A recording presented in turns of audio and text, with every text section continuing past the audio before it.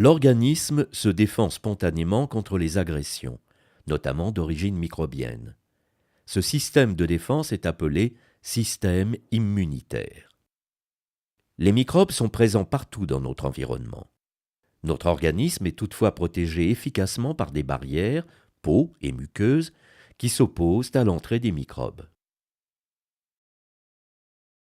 Que se passe-t-il lorsque des microbes peuvent franchir l'une de ces barrières? Au niveau d'une plaie, les bactéries trouvent des conditions favorables à leur multiplication. En réponse à la présence des microbes, une réaction inflammatoire locale se déclenche. Elle est caractérisée par 4 signes principaux: rougeur, chaleur, gonflement et douleur.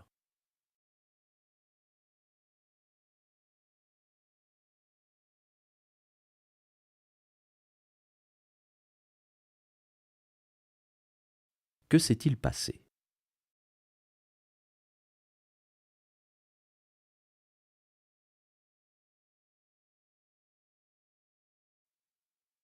Les cellules blessées lors de l'agression libèrent des substances chimiques qui provoquent la dilatation des capillaires sanguins, d'où la rougeur et la chaleur. Ces capillaires dilatés laissent échapper du plasma qui s'infiltre dans les tissus, d'où le gonflement de la région inflammée. Enfin, l'irritation des terminaisons nerveuses est à l'origine des sensations douloureuses. À travers la paroi distendue des capillaires sortent également de nombreux leucocytes, les phagocytes, qui, attirés par les substances chimiques libérées dans la zone blessée, viennent se rassembler au contact des microbes. Ces phagocytes attaquent systématiquement les microbes présents et les mangent.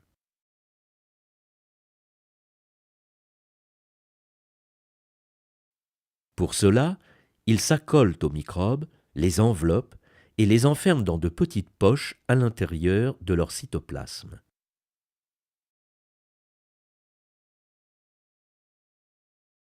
Les phagocytes libèrent dans la poche des substances digestives qui assurent la destruction des microbes. L'ensemble de ce mécanisme est appelé la phagocytose. Le plus souvent, ce mécanisme est suffisant pour assurer l'élimination totale des microbes présents au niveau de la plaie. Parfois, les microbes résistent à cette phagocytose et l'infection peut alors progresser.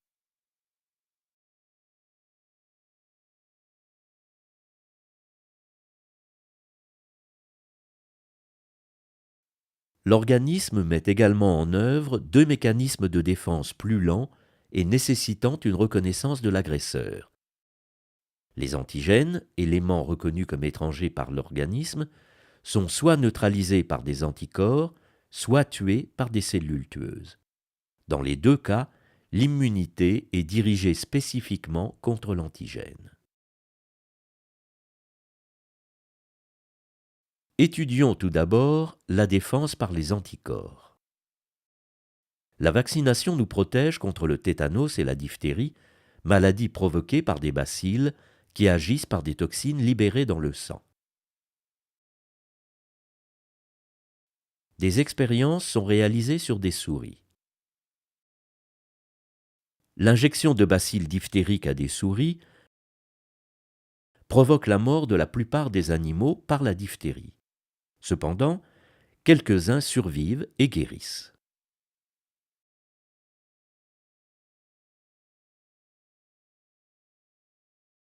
L'injection à des souris du sérum d'un animal guéri de la diphtérie, suivie de l'injection de bacilles diphtériques, ne provoque aucun signe de diphtérie chez les souris.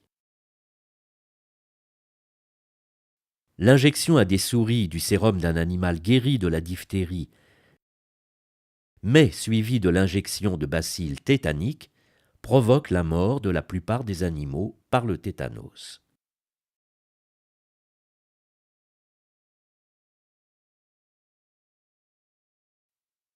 Les animaux guéris de la diphtérie ont fabriqué des anticorps, libérés dans le plasma sanguin. Ce sont les lymphocytes B qui produisent les anticorps.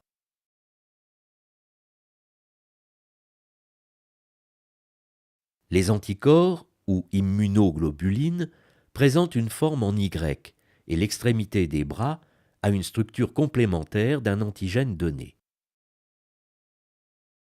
Ainsi, un anticorps donné se lie spécifiquement à un antigène précis et forme alors un complexe immun antigène-anticorps.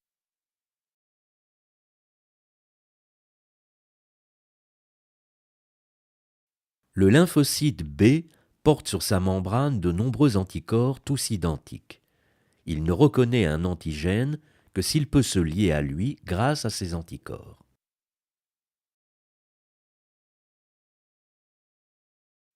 Seuls les lymphocytes B, spécifiques de l'antigène, sont activés et se multiplient.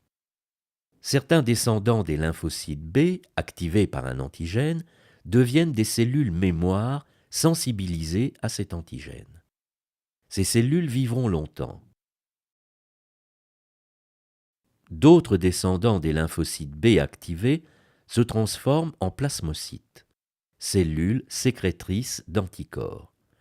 Ces derniers sont libérés dans le plasma. Les plasmocytes ont une durée de vie limitée.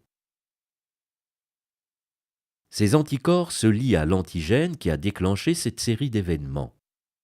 L'antigène est ainsi neutralisé. Celui-ci, recouvert d'anticorps, est aisément phagocyté car les phagocytes reconnaissent les complexes antigène-anticorps. Les anticorps sont les agents de maintien de l'intégrité du milieu extracellulaire.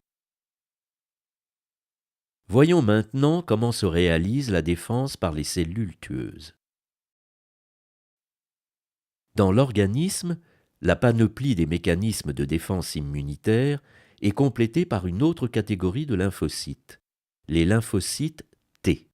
Contrairement aux lymphocytes B, qui libèrent des anticorps capables de se fixer sur un antigène présent dans le milieu intérieur, les lymphocytes T peuvent se transformer en cellules tueuses qui détruisent des cellules reconnues comme étrangères ou anormales en venant directement à leur contact.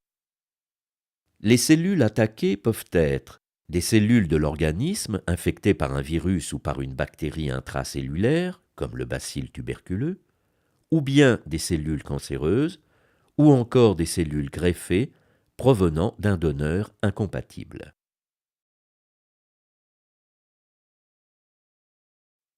Les lymphocytes T ne reconnaissent un antigène que s'il est présenté à la surface d'une cellule présentatrice d'antigène, macrophage, lymphocyte B.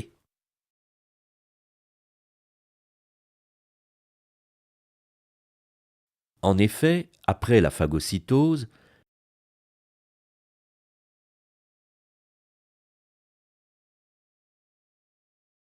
le macrophage porte sur sa membrane des fragments de l'antigène qui, associés au complexe majeur d'histocompatibilité, sont reconnus par les récepteurs membranaires spécifiques portés par le lymphocyte T.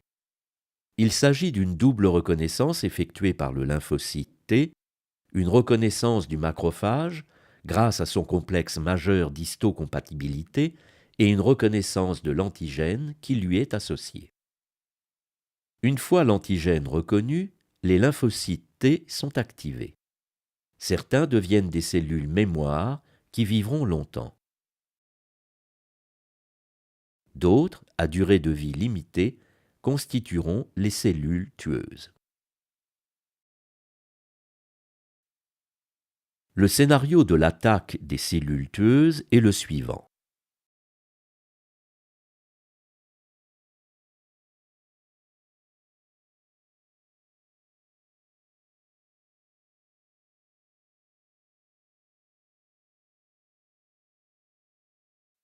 Le lymphocyte tueur entre en contact avec la cellule cible.